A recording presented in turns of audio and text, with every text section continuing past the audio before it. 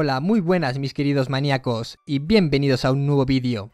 Ya que sois muchos los que me mandáis mensajes preguntando sobre una configuración de ordenador económica en la que los juegos vayan fluidos o una configuración para que todos los juegos corran en su máxima calidad, he decidido hacer este vídeo para aconsejaros varias configuraciones de PC. Aún así, ya os digo que no me importa seguir contestando a los mensajes y ayudaros con la configuración. Pero bueno, haciendo este vídeo igual os ayuda a tener una idea sobre qué PC gaming os conviene más, porque también decir que estos días de rebaja suele ser cuando más intentan deshacerse de artículos un poco desfasados en el tiempo y hay que tener cuidado a la hora de comprar. Aparte, es una fecha un poco jodida para comprar un ordenador. Algunos componentes han subido hasta un 20% y se debe a la gran demanda que hay ahora mismo, tanto en las tarjetas gráficas de gama media que mucha gente compra para minear monedas virtuales, como en las memorias RAM que llevan desde hace bastante tiempo subiendo de precio porque no consiguen llegar a cubrir toda la demanda, especialmente con los smartphones, pero eso afecta también a la subida de precio de los discos duros SSD y las tarjetas gráficas que llevan VRAM. Los nuevos procesadores Intel también subieron de precio porque AMD sacó sus nuevos procesadores que por fin pueden plantarle cara a Intel, aunque no sea en el sector gaming, pero sí en el sector de multitareas. Esto ha hecho que Intel se apresura a sacar nuevos modelos mejorados, pero que a su vez los cobran hasta 100 euros más caros, por lo que estamos en un año un poco jodido para comprar ordenadores. El Black Friday podría ser un buen día para comprar algo asequible. Voy a hacer 3 configuraciones, una media, otra media alta y la cara. Pero estas configuraciones son precio-calidad para gaming. No voy a poner piezas que saquen 2% de rendimiento a otra y sean 100 euros más caras. Lo que se trata aquí es de tener las piezas idóneas para lo que se demanda y no gastar de más. Explicaré algunas cosas mientras hago la configuración, pero lo haré básico, para que todo el mundo lo pueda entender. Si tenéis alguna duda sobre temas más avanzados, preguntarme, que como siempre digo, no tengo ningún problema en contestar, siempre que seáis pacientes, ya que trabajo y no tengo mucho tiempo.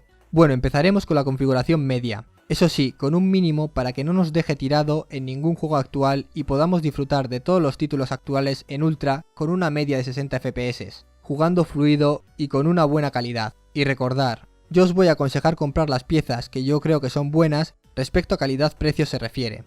Pero vosotros podéis coger de ejemplo las piezas y si veis alguna otra marca que tiene las mismas características desde su rendimiento como la calidad del material con la que está hecho, a un precio similar, no hace falta decir que lo compréis, ya que hay muchas piezas similares a las que os voy a aconsejar, sobre todo las cajas, fuente de alimentación, monitores y bueno, el teclado, ratón y cascos, eso mejor lo seleccionáis vosotros, ya que en mi opinión eso ya es cuestión de gustos más que otra cosa. Y también decir que si la configuración más barata os parece cara y queréis algo más asequible, comentármelo y os echo un cable. Pero yo os digo que hice estas 3 configuraciones pensando en que la más barata nos va a durar varios años antes de ponerse obsoleta y ahora mismo una configuración de 800 euros en 2 años ya está obsoleta. Es una jodienda en sí, pero es la realidad. Por eso mejor dejarse algo más de dinero y que dure más años que al final sale más barato. Bueno, dicho esto empecemos con la caja. Yo aconsejo la Aircool Aero 300 FAW USB 3.0 con ventana. Cuesta alrededor de 37 euros. Esta caja a mi parecer es muy buena, cumple las funciones como para refrigerar un equipo de alta gama a un precio asequible. Cosas a destacar, tiene compartimento separado para la fuente de alimentación y así aislar el calor de la fuente. Puedes colocar hasta 5 ventiladores de 12 centímetros, 3 en la parte delantera, uno en la parte superior y otro en la parte trasera. Incluye un ventilador con la caja. Y bueno, como extra, tiene una pantalla acrílica para ver tus componentes. El panel frontal tiene 3 puertos USB, uno 3.0 y 2 2.0. Tiene una entrada tanto de micrófono como cascos. También ya que estamos, mínimo recomiendo comprar otros 2 ventiladores para meter aire. No hace falta que tengáis los 5, aunque es recomendable, ya que cuanto más baja sea la temperatura de vuestros componentes, más vida útil tendrán. Para los 2 ventiladores del chasis recomiendo los Enermax Cluster Advance. En mi opinión no hay nada mejor calidad-precio ahora mismo en el mercado. Disipa casi el doble de calor que los ventiladores que compiten a su mismo precio, e incluso yo diría que es el mejor ventilador del mercado para chasis. Cuesta unos 14 euros, tiene 3 velocidades, ultra silenciosa, silenciosa y rendimiento. Disipa 53, 71 y 86 CFM en sus respectivas velocidades. Eso sí, la última velocidad ya llega a un máximo de 21 decibelios, y para muchos puede ser molesto. Yo siempre digo que los ventiladores buenos no son los más silenciosos. Además, en el modo Silent sigue disipando mejor que cualquier otro ventilador, sin hacer apenas ruido. También decir que yo recomiendo poner la última velocidad, que es la de rendimiento, pero desde el panel de la BIOS de tu ordenador, hacer una gráfica para cada ventilador, y poner las velocidades escaladas a medida que sube la temperatura. Así, cuando el ordenador lo necesite, pondrá a funcionar al máximo rendimiento los ventiladores, y cuando no, estos serán silenciosos. Ya que estamos, y aunque no os he dicho el procesador para esta configuración, vamos a seleccionar el disipador, así no lo quitamos del medio. Os aconsejo en este caso el Enermax ETS N30R, cuesta unos 25 euros. Aunque este disipador está pensado para torres compactas, es capaz de enfriar hasta una CPU de 150 vatios. Así que no nos dejará tirado ni al intentar hacer overclock con el procesador que elegiremos para esta configuración. Cosas a destacar: que los 3 tubos de cobre de 6 mm de diámetro tocan directamente el procesador, dándole más eficacia de disipación. Como su sistema de aire optimizado, el cual Enermax tiene la patente y ha demostrado ser eficaz de verdad. Por eso logra disipar esa cantidad de calor aun teniendo un ventilador de 9 centímetros. Lo siguiente que tendríamos que mirar sería la placa base. Pero primero vamos a hablar un poco del procesador y elegirlo antes. Así luego os explicaré algo de la placa base. Para elegir la CPU tenemos que tener algunos factores claros, y aunque no tengáis ni idea de informática, con los consejos básicos que os voy a dar, a la hora de comprar y pedir consejo al vendedor sobre qué pieza es mejor, sabréis más o menos si os quiere vender la moto o no. Lo que tenéis que tener claro es que el procesador más caro no tiene por qué ser el mejor procesador para gamers. La gente tiende, a la hora de comprarse un ordenador de alta gama, ponerle uno de los procesadores más caros del mercado, pensando que será el que mayor rendimiento le dará en los juegos, pero normalmente no es así, ya que los procesadores más caros suelen ser los que están enfocados para el trabajo multitarea, y no para gaming. Por lo que si buscamos un procesador que sea para gaming, tenemos que fijarnos en que tenga un reloj a poder ser de 4 GHz o superior, ya que superada esta velocidad nos aseguramos un procesador para unos cuantos años. El bus del procesador también es importante, determina el número de bits de información que el procesador puede enviar. Así que también es un dato a comparar a la hora de escoger procesador. La memoria caché también es importante, y bueno, más o menos para los que no tengáis mucha idea y queréis una explicación bastante sencilla, el acceso a la memoria RAM desde el procesador no es instantánea, por eso se usa la memoria caché, para guardar los datos que más se usan, y así conseguir que estén lo más cerca posible del procesador para ser accedidos de la manera más rápida posible. Por lo tanto, cuando más caché tenga el procesador, mejor. Bueno, también quiero dejar claro que para todas las configuraciones voy a utilizar procesadores de Intel, por dos razones básicas. Los nuevos procesadores de AMD Ryzen son unos monstruos en cuanto a procesos de multitarea se refiere, pero para los que buscáis un ordenador más que nada para jugar, los nuevos procesadores de la octava generación de Intel son mucho mejor. Esto se debe a que son más eficientes moviendo datos, y tienen un reloj superior a los AMD, los cuales tienen muchos núcleos pero no lo suficientemente potentes como para destacar en el sector gaming.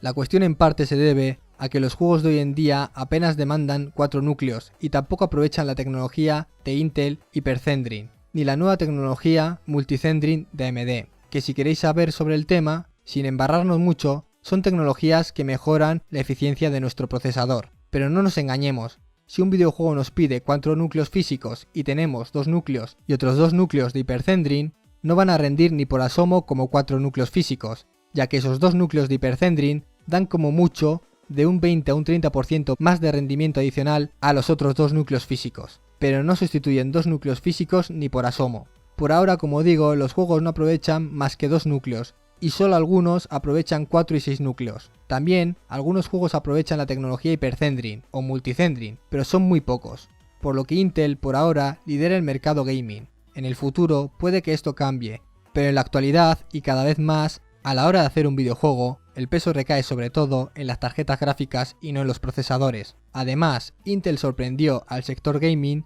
al dar a esta octava generación, que es un refrito de la anterior, más núcleos físicos, haciendo más eficiente los procesadores. Esto en parte también es bastante frustrante, ya que si no hay competidor, Intel avanza lo más lento posible, y aunque el consumidor compre una nueva generación, apenas tiene una mejora notable a la generación anterior, y siempre las generaciones tienen refritos de la anterior, aunque eso sí, aunque sea el mismo chip, nos obligan a cambiar de placa base, ya que aunque sea la misma arquitectura, necesitamos un nuevo zócalo para conectar el dichoso procesador. Así es como hacen la venta, solo cuando sale algo competitivo como Ryzen se molestan en dar más rendimiento al consumidor. Si nos damos cuenta, con el procesador i7 2600K, el cual tiene 6 años y usa memorias DDR3, es lo suficientemente potente como para mover juegos con una gráfica 1080 Ti. Incluso podríamos hacerle overclock al procesador y nos daría bastante más margen. Como podéis ver en esta gráfica, apenas hay un 30% de diferencia entre el nuevo procesador Intel i7 8700K, que cuesta alrededor de unos 425 euros y el cual es de 14 nanómetros, con el i7 2600K del año 2011, que es de 32 nanómetros. Por lo que si tenéis algún procesador que aparezca en esta tabla, os aconsejo que no os compréis un nuevo ordenador, sino que ampliéis la RAM lo máximo que podáis y compréis una nueva gráfica, y ya veréis cómo vais a poder mover cualquier juego sin problema, incluso jugando a 2K y a 4K, ya que a más resolución, más peso recae sobre la gráfica y no sobre el procesador. Por lo que mirad bien lo que os digo, y pensar que igual invertir en aumentar la RAM y una nueva gráfica potente será más barato y os dará muchísimo más rendimiento que ir a por un procesador de la nueva generación y comprarse una gráfica modesta. Bueno, para esta configuración elegiremos el i3 8350K, que tiene un precio de unos 190 euros. Es un procesador de 14 nanómetros con 4 núcleos físicos a 4 GHz. Lo bueno que tiene este procesador es que tiene el mismo caché y bus que el aclamado i7 7700K, el cual es una bestia para los juegos, así que si nos fijamos bien, este i3 es idéntico al i7 750K, el cual vale 300 euros, pero le falta el Hyperthreading. Como hemos dicho, da un extra de rendimiento, pero tampoco te salvará si un juego te pide núcleos físicos. Y aparte, como dije, los juegos ahora mismo no aprovechan esto, así que este i3 es una bestia a lo que a juegos se refiere, y por el precio de 190 euros es perfecto para esta configuración. Incluso el i7 8700K de esta generación, que cuesta en torno a los 425 euros, apenas le saca, como podéis ver en esta gráfica, que no es una prueba hecha con el videojuego Watch Dogs, apenas le saca un 14% de rendimiento. Aunque esto varía según el videojuego, pero hasta que los desarrolladores no usen más núcleos, iremos holgadísimos con este procesador y sus 4 núcleos físicos, los cuales además los vais a poder overclockear con esta configuración que vais a hacer a 4,5 GHz sin ningún problema de ventilación, y además os lo recomiendo encarecidamente. Que aunque no entendáis del tema del overclock, hoy en día ya no es tan difícil como antes hacerlo. Con ver alguna guía por internet de vuestro mismo modelo os daréis cuenta que es muy fácil. El panel de control de la BIOS de los ordenadores es mucho más intuitivo que la que teníamos hace años, y hay mucha más información de la que había entonces por internet. Con tocar 3 parámetros, vuestro procesador os dará un 20 o un 30% más de rendimiento cuando os haga falta. Solo hay que informarse un poco. Y bueno, la placa que voy a elegir para este procesador será la ASRock Z370 Pro 4, que cuesta alrededor de 130 euros. Es la mejor placa calidad-precio que vi para ponerla a esta configuración. Como digo, mirad las características de esta placa, y si veis otra con las mismas características a un precio similar, comprarla. Esta placa tiene 3 puertos 2.0 y uno 3.1, sonido 7.1 y bueno, bastante características similares a lo que una placa base del mismo precio que esta puede dar. Eso miradlo vosotros e informaros, porque esto ya es cuestión de gustos. A algunos les gusta tener más puertos USB en su placa base, o una salida completamente separada de 7.1 o salida óptica, pero yo he elegido esta placa base por 2 razones. La primera, el acabado de los materiales. Son muy buenos para el precio que nos piden. Aunque no tenga una refrigeración excesiva esta placa, aguantará este overclock muy bien. Y la segunda razón es que este procesador i3 admite memoria RAM DDR4 de hasta 2300 MHz, pero gracias a esta placa podrá mover RAM de hasta 4266 MHz DDR4, si es que deseáis ponerle una RAM tan potente, aunque la verdad para los videojuegos no es tan importante la velocidad de la RAM, sino la cantidad que tengamos. En mi opinión, esta placa es muy asequible.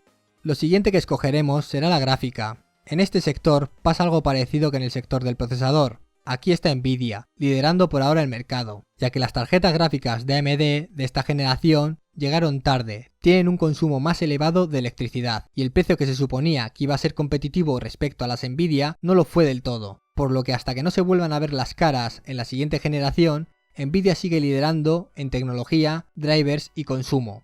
La gráfica que he elegido para esta configuración es la Gigabyte GeForce GTX 160 G1 Gaming 3 GB GDDR5. Menudo nombre. Cómo no, a todos estos productos les ponen mogollón de siglas y nombres largos para hacer ver que tienen tecnologías punteras, aunque luego no tengan una mierda. Pero bueno, esta gráfica es muy buena. Tiene un reloj de 1847 MHz, que es lo más importante, junto con su bus de memoria, que en este caso es de 192 bits, más que suficiente para esta 1060. También está el modelo de 6 GB de RAM, pero si os digo la verdad, dudo que valga la pena gastarse 70 euros más por un 9% de rendimiento. Y además es según en qué título, ya que para jugar en Full HD los juegos no suelen exigir mucha VRAM, pero hay muchos juegos que son conversiones de consola, y para que tengáis una idea, las gráficas y los procesadores de las consolas comparten memoria RAM, por lo que muchas empresas, al hacer la conversión del juego de consola a PC, en vez de separar los datos para que parte de la información la gestione nuestra RAM de sistema y otra parte la gestione nuestra VRAM de la gráfica, los muy chapuceros lo que hacen es meterle todo el trabajo a la VRAM de la gráfica. Por eso muchos juegos consumen más VRAM de gráfica de lo que deberían. Pero por lo general, los juegos que tienen una buena conversión o están enfocados directamente al sector del PC, para jugar a Full HD con estos 3 GHz GDDR5 tendremos más que suficiente. Esta gráfica cuesta alrededor de los 250 euros, y la verdad que tiene una calidad de materiales muy buena, incluso te permitirá hacerle un poco de overclock sin tener que tocarle el voltaje y así no correr riesgos. El sistema de refrigeración que tiene será más que suficiente para mantenerla a una buena temperatura. En mi opinión, es una compra muy acertada. La memoria RAM va a ser una de las cosas más caras que hay hasta el momento respecto a calidad-precio, y aunque no me parezcan muy buenas, tengo que elegir dos sticks de 8 GB de RAM DDR4 de la marca Kingston HyperX Fury. Funcionan a 2133 MHz, con una latencia de 14. Cuestan unos 166 euros. La verdad que no me gustan mucho porque la velocidad de esta RAM es bastante baja, y la latencia muy alta para esa velocidad. Cuando menos latencia, mejor respuesta tendrán las memorias. Y para esta velocidad de 2133 MHz sería aconsejable una latencia de 12. Pero bueno, para los juegos no es importante la latencia, ni siquiera destaca demasiado la potencia. Lo más importante es tener cantidad. También decir que intentéis comprar módulos de 8 GB de RAM, ya que si en un futuro queréis ampliar vuestro sistema con otros 16 GB de RAM, tendréis otros 2 huecos libres en la placa base. De lo contrario, si compráis 16 GB separados en 4 sticks, 4 GB cada stick, ocuparéis los 4 huecos de la placa y en un futuro si queréis aumentar la cantidad de RAM vais a tener que hacer un gasto innecesario extra. Los discos duros son un poco a vuestro gusto, por lo que sin entrar mucho en detalle, yo recomiendo para esta configuración un disco SSD de 120 GB para tus juegos preferidos. Y para todo lo demás, comprar otro disco de 1 TB mecánico que sea SATA 3 a 7200 revoluciones más o menos. Un disco duro de 120 GB SSD cuesta unos 70 euros y el mecánico de 1 TB con esas características cuesta unos 60 euros.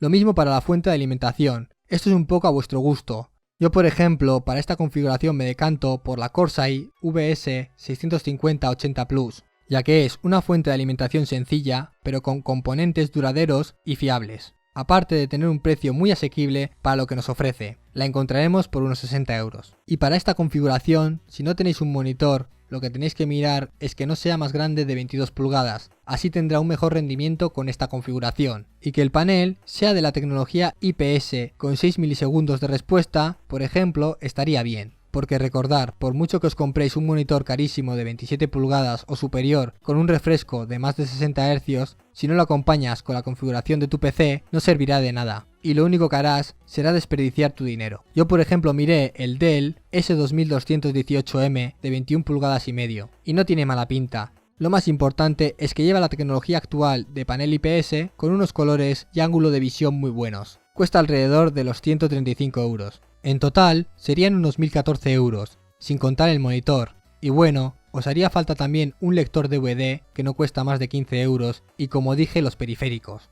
Está claro que se podría ajustar mucho más el presupuesto, pero si hablamos de un PC gaming que sea calidad-precio asequible y nos dure unos 4 años, yo creo que esta configuración está muy ajustada. He recortado en los discos duros, ya que no es uno de los puntos más fuertes para jugar, y he mirado cada pieza para que vaya acorde una con la otra. Esta configuración mueve juegos de la actualidad en ultra a 60 FPS y podréis jugar en un futuro a juegos con una calidad decente. En mi opinión, es mejor gastarse este dinero que comprar un PC de 600 euros y ver que a los 2 años casi ningún título corre en tu ordenador.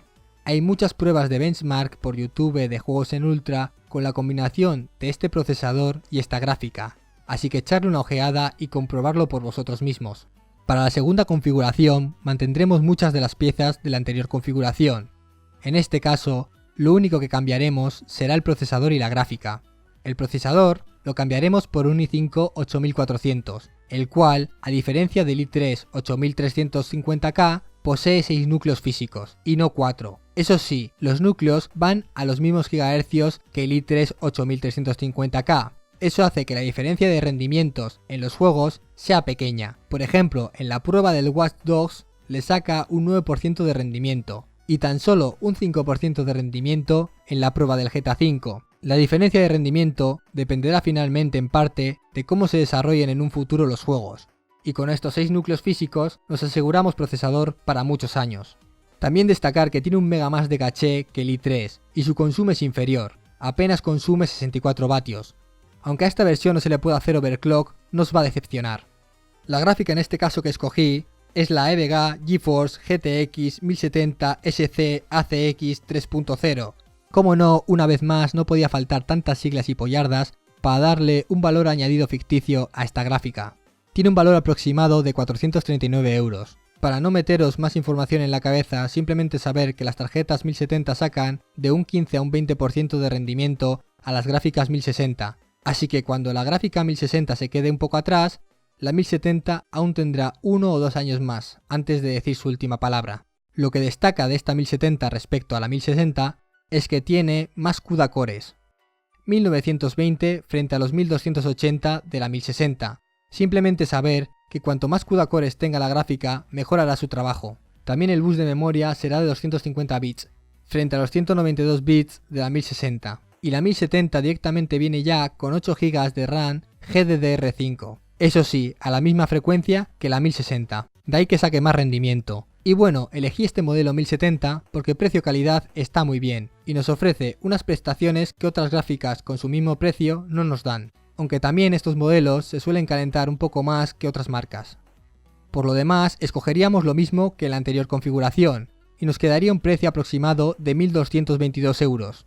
Con esta configuración de PC nos aseguraremos PC para muchos años y simplemente con ampliar la RAM y cambiar la gráfica de aquí a unos 4 años, este ordenador volverá a renacer y os dará más años de juegos en Ultra. También quiero remarcar que aunque esta gráfica tenga más memoria RAM para correr en otras resoluciones, yo sigo recomendando usar esta configuración para pantallas Full HD, como la anterior pantalla que os dije, ya que sacaréis más rendimiento durante más años que comprando una pantalla de más pulgadas y además de mayor resolución. Mejor jugar en calidad Ultra en Full HD que en calidad media en 2K o baja en 4K. En mi opinión no tiene sentido hacer eso.